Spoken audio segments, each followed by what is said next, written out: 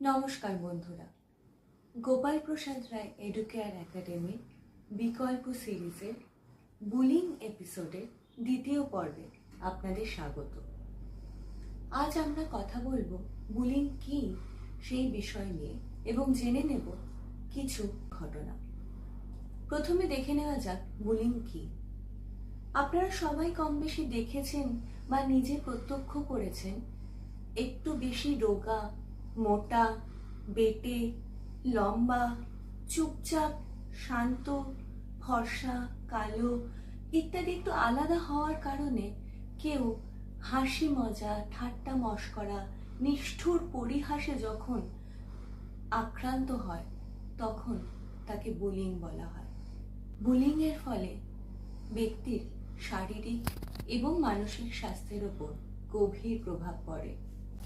National commission for protection of child rights NCPCR এর report অনুযায়ী দেখা যাচ্ছে যে ভারতের প্রায় 42% শিক্ষার্থী বুলিং এর শিকার।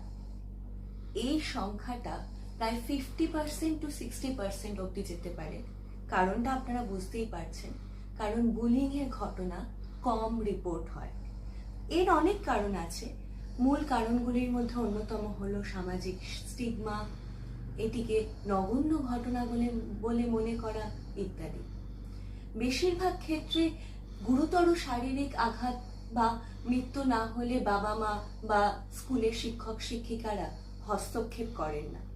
বেশিরভাগ ক্ষেত্রে বুলিড যে হচ্ছে ছেলে মেয়েরা, সে ব্যাপারে পেরেন্টসরা জানেই না। বুলিং এর বিভিন্ন ধরন সম্পর্কে আমরা আগের ভিডিওয়ে জেনেছি। আমরা জানি বুলিং ফিজিক্যাল এবং ভার্বাল দুরকমই হতে পারে।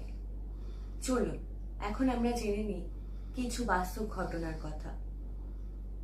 প্রথমেই জেনে নেব কোচির 15 বছর বয়সী একটি মেয়ের কথা। টয়লেটের সিট চাটতে বাধ্য করেছিল, তার মাথা টয়লেটের সিটের মধ্যে ঢুকিয়ে দেওয়া হয়েছিল। ইন্দোরের 10 বছর বয়সী একটি ছেলে ভিডিও গেম খেলার কারণে সহপাঠীদের দ্বারা বুলিড হয়।